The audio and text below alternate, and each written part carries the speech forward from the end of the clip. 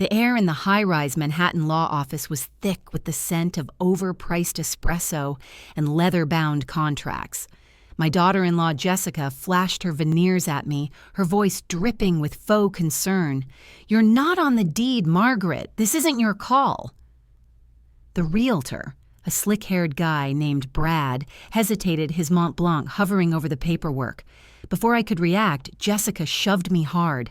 My knees hit the marble floor, the cold shock radiating up my spine.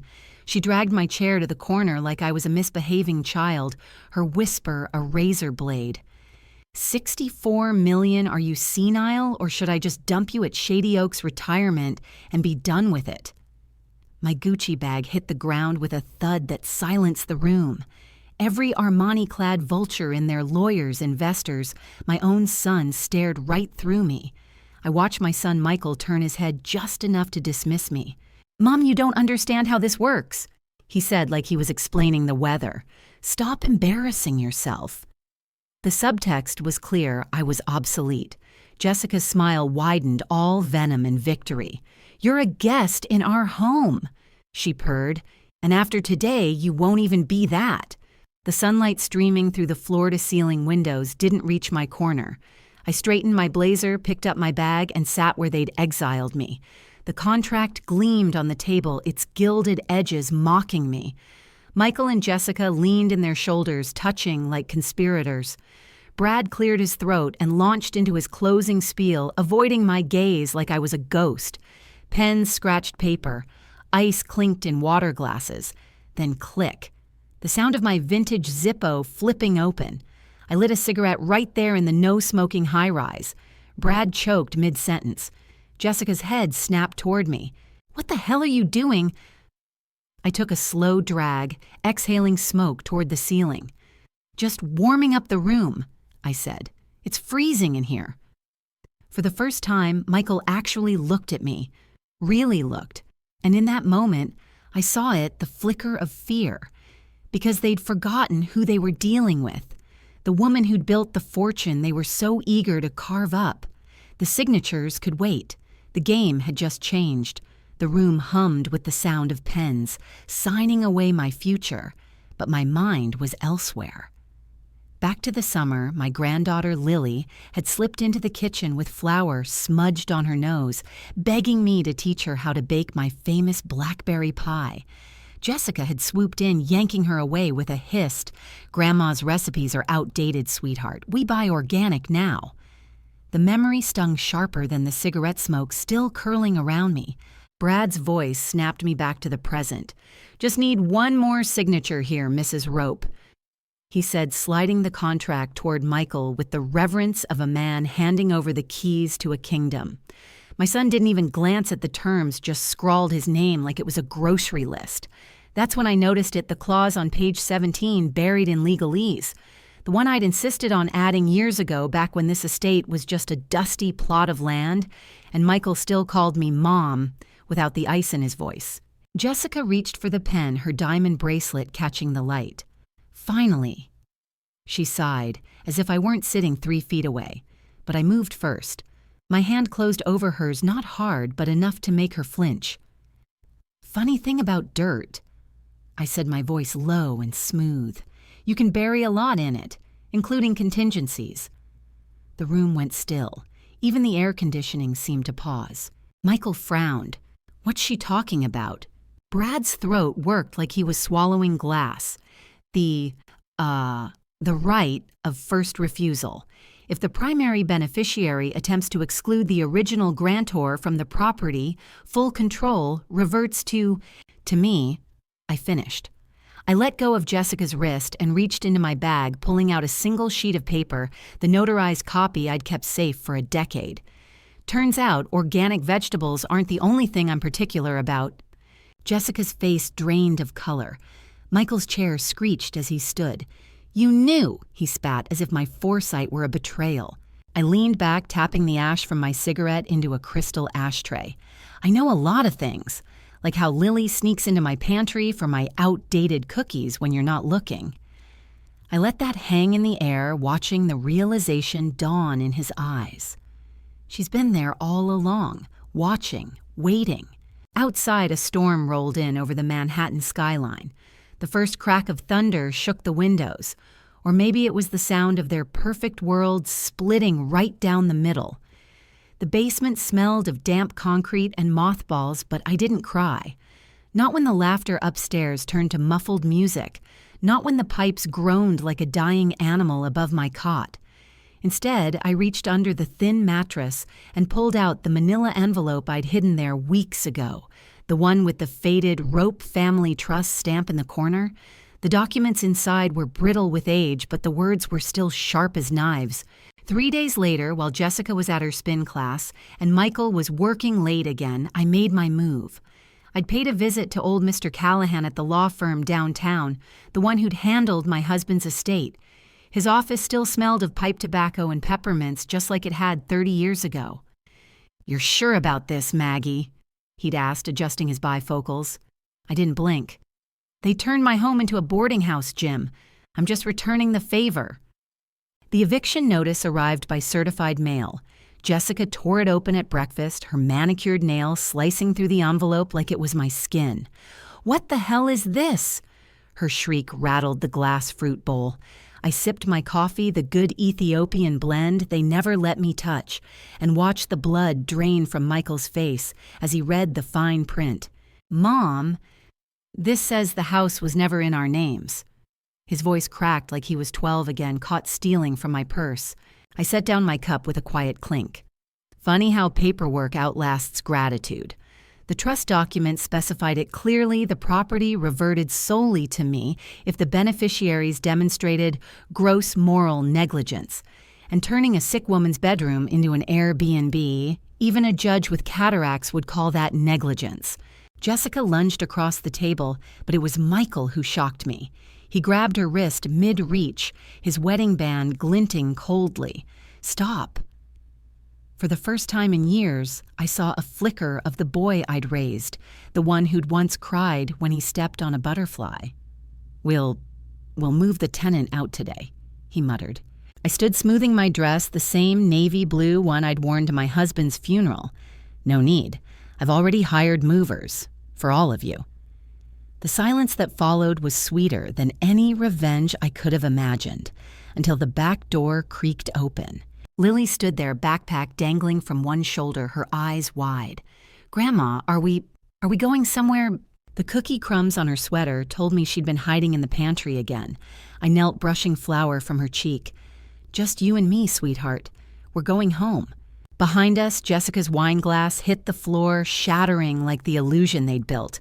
The house had always been mine, and now so was the future. The day of the closing arrived with the kind of brittle sunshine that makes everything look staged. I wore my mother's pearls, the ones Jessica had once called tacky heirlooms, and sat quietly as they preened over the contract. My son adjusted his tie in the reflection of the conference room window. "This changes everything for us," he murmured to Jessica, who was busy Instagramming the skyline view with the caption, "Our new beginning." Ruth chose that moment to walk in her signature Chanel suit, crisp against the sterile office backdrop. My son frowned. "Can we help you?" "This is a private meeting." Ruth smiled, sliding a folder across the table. "Actually, it's my meeting. I represent the trust financing your purchase." Jessica's phone clattered onto the marble. I watched the realization crawl up Michael's spine as Ruth continued, "Per Section 12B of your agreement, the trust is exercising its right to withhold final disbursement." Jessica's shriek could have shattered glass. "What we signed, everything, the movers are coming tomorrow." Ruth didn't blink. "And they'll have nothing to move. The deposit is forfeited to the seller as penalty for breach of contract." Michael's hands shook as he flipped through the document. "What breach? We didn't—" "Page 23, subsection D." I said, my voice calm as a frozen lake. "No beneficiary shall engage in acts of financial exploitation against immediate family members." I reached into my bag and tossed a stack of bank statements onto the table records of the rent they'd collected from my room, the utility bills they'd forced me to pay, even the pawn shop receipt for my wedding band. "You breached the day you turned my home into your personal ATM. The room spun into chaos. Jessica lunged at Ruth, screaming about lawsuits. Michael turned to me, his face slack with betrayal. "You did this, your own son." I stood straightening my pearls. "No, you did. When you forgot that blood isn't a blank check." Then came the twist even Ruth didn't know about. The door opened again, and in walked Lily, her small hand clutching a stuffed rabbit. "Daddy!" Her voice was tiny in the storm. "Grandma said we're going to live in a castle now." Jessica froze. "What is she talking about?" I smiled. "The estate isn't forfeited to the seller. It's reverting to the trust's primary beneficiary." I knelt to button Lily's coat, which, as of this morning, is her. The silence was absolute. Michael's lips moved soundlessly. Jessica looked like she might vomit. And Lily, she just hugged her rabbit tighter and whispered, "Can we have a puppy at the castle?" I took her hand. "Anything you want, sweetheart." The elevator doors closed on their stunned faces, but not before I saw it the moment Michael finally understood. Every slight, every cruelty, every stolen moment had led here.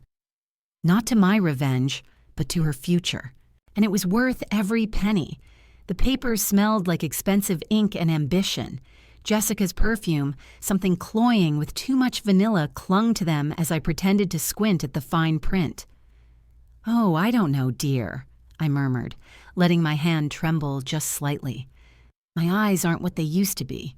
Michael sighed loud enough to rattle the chandelier. "For God's sake, Mom, it's just a formality. The notary's waiting." He nudged the pen toward me like he was feeding a skittish animal. I caught the flicker in Jessica's eye, the same look she'd had when she'd accidentally donated my vintage fur coat to Goodwill. That's when I noticed it, page 7, paragraph 4. A single line buried in boilerplate signatory agrees to voluntarily relinquish all claims to trust, number 4782 EC. Clever girl. She'd slipped in a back door to my fortune. I let the pen hover. "You know this reminds me of when your father proposed." My voice was honeyed nostalgia. "He made me sign a prenup in the back of a diner, wanted to protect his mother's china." Michael shifted uncomfortably. I tapped the signature line. "Tell me, sweetheart, what exactly am I signing away this time?" The room went still. Jessica's smile froze. Then click. The conference door opened and in walked a man in a hard hat clutching blueprints. "Sorry to interrupt," he said, "but we've hit a problem with the East Wing Foundation." He dropped the plans on the table right atop Jessica's precious documents. Turns out the lands got protected wetlands. Construction's halted until the EPA finishes their review. Michael turned purple. "What? That's impossible." Our surveys were clean. The foreman shrugged. "Not according to the state registry. Landowner never disclosed it." His eyes flicked to me just for a second before he added, "Could take years to sort out." Jessica's manicure dug into the table. "Who the hell owns this land anyway?" I finally picked up the pen, twirling it between my fingers like the punchline it was. "Funny story," I said, scrawling my name with a flourish, not on her papers, but on the EPA notice the foreman had brought. "Turns out it's been in the Rope family since 1983. I slid the document toward them, letting the notary's stamp echo like a gavel. "Welcome to your swamp, children." Lily chose that moment to burst in her overalls caked in mud, a frog cupped in her hands. "Look what I found by the creek, Grandma." Jessica's scream was almost musical. Michael looked like he might pass out. And me, I just wiped the dirt from Lily's cheek and whispered, "Perfect timing, darling." Because revenge was sweet, but legacy, that was forever. The hum of the air conditioning filled the silence like a held breath. I watched a single drop of sweat slide down my son's temple, the first crack in his polished facade. That's when I reached into my purse and pulled out the envelope I'd carried every day for 12 years, its edges softened by time. The sound of the seal breaking seemed to echo through the room.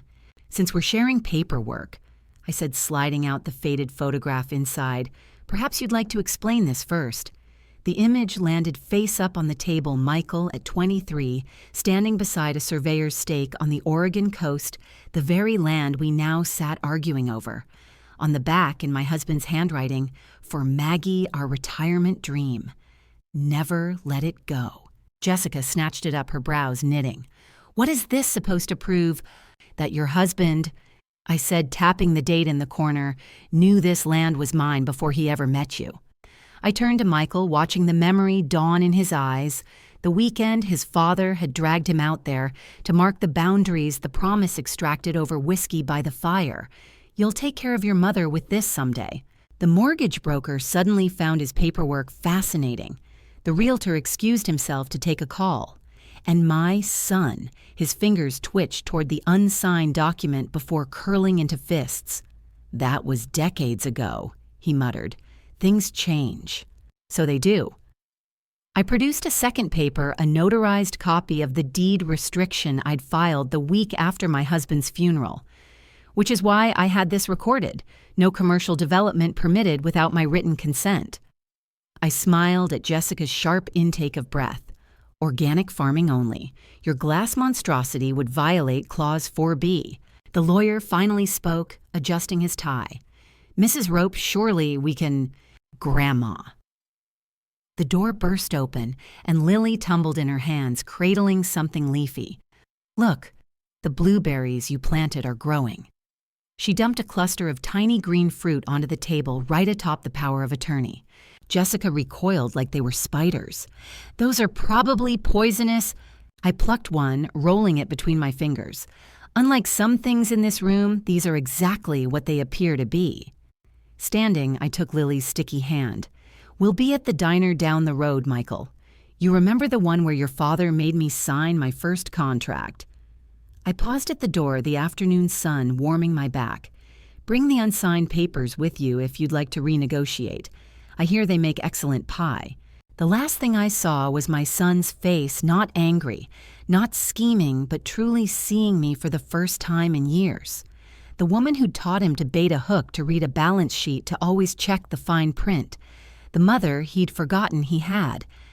The leather folder felt warm beneath my fingertips, the supple grain whispering of quiet power. I let my gaze travel slowly around the room, past the stunned realtor, the suddenly very interested lawyers, the mortgage broker now sweating through his Brooks Brothers shirt before settling on my son. His lips moved soundlessly, forming the word, "Mom," like a child who just realized the monster under his bed was real. Jessica's chair screeched as she stood. "This is some kind of mistake," she announced to the room, her voice too loud. "Michael, tell them—" But the lead attorney was already sliding a document across the table. "Article 12 of the Corporate Bylaws," he said, pointing to a highlighted passage. "Major development decisions require unanimous approval from all shareholders holding 25% or more." He produced a second page with a flourish. "Mrs. Harper controls 42%. I could practically hear the gears grinding in Jessica's head as she did the math, the years of snide comments, the lost heirlooms, the way she'd redecorated my bedroom while I was at chemo. Her designer clutch hit the table with a thud. "You've been playing us this whole time." From my purse, I pulled out the final piece, Lily's crayon drawing of Grandma's secret castle, complete with a moat and what looked like a dragon. I smoothed it carefully beside the legal documents. "Not playing," I corrected. "Planning." The project director cleared his throat. "There is one more thing." He tapped his tablet, and the floor-to-ceiling smart glass windows flickered to life, displaying the original blueprints now overlaid with crimson revisions. The infinity pool gone, replaced by a community garden, the wine cellar now a library, and the master suite they'd bragged about for months. "Affordable housing units," I said pleasantly. "The zoning board approved it this morning." Michael made a sound like a deflating balloon. "You can't just—" "Oh, I think we all know exactly what I can do." I stood adjusting the vintage brooch at my collar, the one Jessica had called garish last Christmas. It had been my mother's, just like the steel in my spine. The attorney handed me a pen. It was the same Mont Blanc model my husband used to sign our first mortgage. The weight felt familiar, right? For the first time in years, my hand didn't shake as I signed. Not Margaret Harper, not Maggie Rope. But in the looping cursive I'd practiced as a girl, Margaret Elizabeth Harper wrote majority shareholder. Jessica's wine glass shattered on the marble. Somewhere beneath the chaos, I heard Lily whisper to the stunned notary, "My grandma builds castles." And as the ink dried on the paperwork that would undo a decade of slights, I realized she was right, just not the kind they'd expected. The pen glided across the paper with a satisfying finality. I could feel Jessica's gaze burning into my hand, her breath coming in short, sharp bursts as she realized what was happening. When I finished signing, I blew gently on the ink, a small theatrical touch that made the attorney's lips twitch. "Congratulations," I said, sliding the document toward the foundation's waiting director.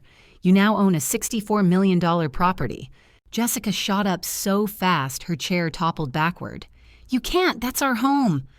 Her shriek echoed off the glass walls. I tilted my head the way she used to when pretending to humor me. "Funny, I don't recall your name being on the deed." Turning to the director, a silver-haired woman with kind eyes and a spine of tempered steel, I added, "The groundskeeper's cottage will make excellent staff housing. The master suite perfect for wheelchair accessibility." My son finally found his voice. "Mother, this is insane. We have investors' obligations." "That's the beauty of it," I interrupted, pulling out Lily's latest drawing from my pocket. This one showed stick-figure grandmothers holding hands in a flower-filled courtyard. "Nonprofits don't have shareholders, just beneficiaries." I tapped the crayon sun in the corner. "The zoning board loves charitable conversions." The project director cleared his throat. "There is one more signature required." He placed a single sheet before me, the deed restriction ensuring the property could never be sold or developed commercially. Jessica made a guttural sound and lunged for it, but the attorney intercepted her with an arm like a steel gate. "Assaulting a notary public carries a 5-year minimum, Mrs. Harper." I signed with a flourish, then stood to shake the director's hand. Behind us, the windows suddenly illuminated with the foundation's logo, a phoenix rising over the words, "Haven House, where wisdom finds its wings." Lily, who'd been quietly coloring in the corner, held up her masterpiece.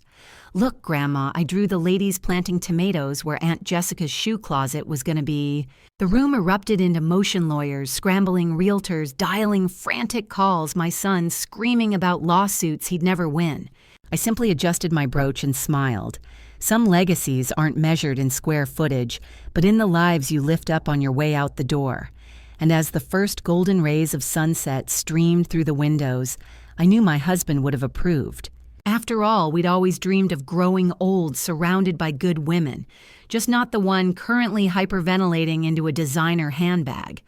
The brass plaque gleamed under the foyer's chandelier, its inscription catching the light with every swing of the front door, "Harper Family Wing," dedicated to women who build legacies, not just houses. I ran my fingers over the engraving, smiling at how Jessica's full name, Danielle Jessica Harper, would forever be associated with the very people she'd tried to discard. Lily tugged at my sleeve, her pockets bulging with cookies from the foundation's welcome party. "Grandma, Mrs. Henderson says I can help plant the rose bushes where Uncle Michael's home theater was going to be." I knelt to straighten her sun hat, catching a glimpse through the window of the moving van pulling away from the curb. The same one that had arrived yesterday to remove my things from their basement. The shelter's first residents would arrive tomorrow, a retired school teacher evicted by her son's new wife, a widow whose stepchildren had sold her home while she recovered from surgery. Their stories were my story. My phone buzzed with a notification. The local paper had run its weekend edition featuring a photo of Jessica shielding her face from cameras outside their rented condo. The headline read, "Socialites Nursing Home Comments Spark Outrage." Below it, the comments section overflowed with stories from readers' daughters-in-law sharing how they'd fought predatory lenders, sons posting tributes to mothers they'd cared for. The court of public opinion had spoken, and its verdict was merciless. A hand touched my shoulder. The foundation director held out a clipboard. "We need you to approve the final garden plans." She pointed to the landscape architect's rendering where the infinity pool had been now transformed into tiered herb gardens with wheelchair-accessible paths. The rosemary hedge will spell haven in cursive when viewed from upstairs. In the distance, a car horn blared. Through the gates, I saw Michael's Porsche idling at the curb, its windows tinted too dark to see if Jessica was inside. They'd come to collect the last of their things from the guest cottage, though I doubted they'd step foot inside the main house again. Not with the plaque, not with the reporters, not with a dozen sharp-eyed grandmothers already patrolling the halls like a silver-haired neighborhood watch. I took the clipboard and signed with a flourish, then handed Lily the keys to the garden shed. Start with the lavender sweetheart. Bees love lavender. As she skipped toward the sunshine, I pressed my palm against the cool marble of the foyer wall, the same spot where Jessica had once hung a mirror to admire herself. Now it held a framed photo of my husband smiling beside the empty plot of land we'd bought, with dreams of growing old together. Somewhere beyond the gates, an engine roared away in frustration. But here in this house built on patience and quiet revenge, the only sound was the wind chimes singing in the garden and the laughter of women who finally belonged. The rain streaked the windows behind them like tears as they hovered in the doorway, their shadows stretching across the hardwood floor. I didn't move to stop them, just watched as my son's shoulders slumped under the weight of understanding. Jessica's designer handbag last season's, I noticed, slipped from her shoulder as she turned back abruptly. You'd really let your own son the same way you'd really rent out a sick woman's bedroom. I interrupted plucking a lemon from the fruit bowl. The citrus scent filled the space between us as I began slicing it with surgical precision. Though I suppose you could apply at Haven House. We're hiring kitchen staff. A choked sound escaped Michael's throat, half laugh, half sob. The sound of a man realizing the trap had been sprung long before he'd noticed the jaws. I pushed a manila envelope across the counter. Inside were 2 bus tickets to Boise and the address of a budget motel. Your father's cousin runs a hardware store out there. He'll give you work if you're willing to stock shelves. Jessica's manicured fingers trembled as she reached for it. You're sending us to Idaho.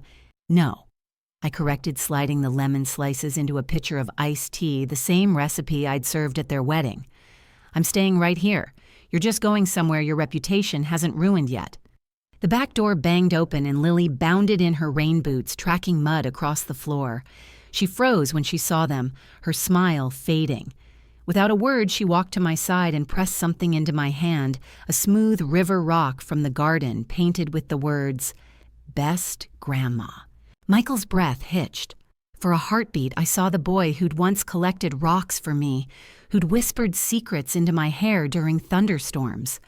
Then it was gone, buried under 12 years of calculated indifference. Jessica snatched the envelope and turned on her heel, her heels clicking sharply toward the door. Michael lingered just long enough to murmur, "You win." The screen door slapped shut behind them. Outside, the rain had stopped, leaving the world washed clean. Lily climbed onto the counter and stole a lemon slice. "Can we make cookies for the ladies at Haven House tonight?" I kissed her sticky forehead, watching through the window as 2 figures trudged down the driveway, their shadows small against the freshly paved asphalt. "Double batch," I promised. Some victories taste sweet. Others taste like lemons and patience and the quiet certainty that the best revenge isn't cruelty. It's living well right where they thought they'd buried you.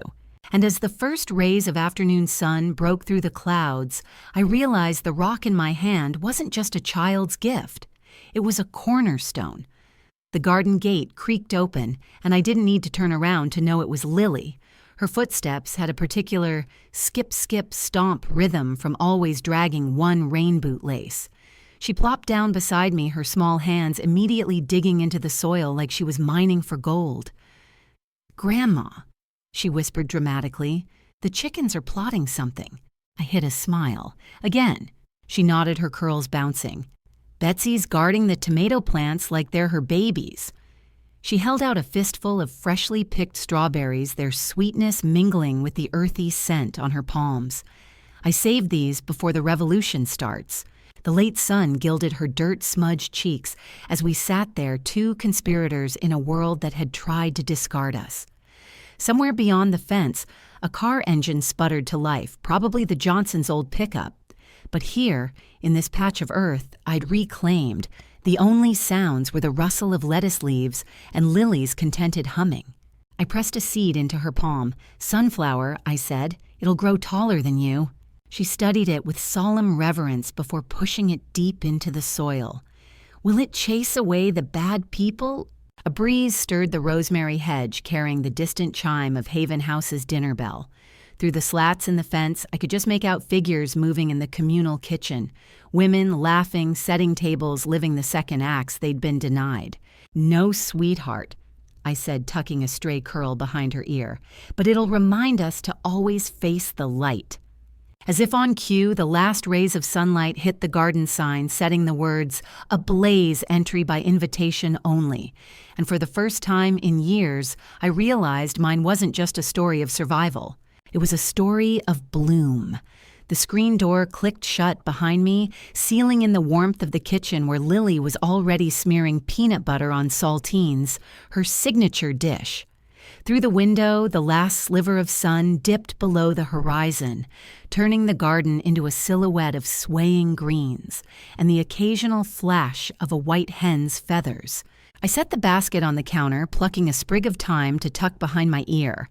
The answering machine blinked, probably another reporter wanting a quote about the viral recording or some nosy neighbor fishing for gossip. I erased it without listening. Lily pushed a cracker toward me. Peanut butter glooped into something resembling a heart. "For the ladies at Haven House," she announced. "Extra revengey." I choked on a laugh. "Where'd you hear that word?" She shrugged, licking jelly off her thumb. "TV. Also, Mrs. Henderson says revenge is bad, but justice tastes good with tea." The phone rang again. This time I picked up. "Margaret Harper." A man's voice crisp with importance. "This is Wallace Price from the Oregonian. We'd love to feature your foundation in our—" "I'm retired from interviews," I said, watching Lily drag a chair to the sink to wash her hands. "But the director at Haven House takes calls on Tuesdays." I hung up as Lily turned dripping soapy water everywhere. "Grandma," she gasped, pointing out the window, "the chickens got into the strawberries." Chaos erupted in the garden. Flapping wings scattered berries, the indignant squawk of Betsy defending her loot. I reached for the broom, but Lily was already marching to the door, a tiny general ready for battle. "Wait." I grabbed 2 handfuls of corn from the jar by the fridge. "Strategy, remember." Her eyes lit up. We scattered the kernels far from the strawberry patch, then watched from the porch as the hens abandoned their raid for easier treasure. The moon rose silvering the riotous scene, and I realized something with perfect clarity. They'd thought my silence was surrender, but I'd just been listening for the right moment to laugh.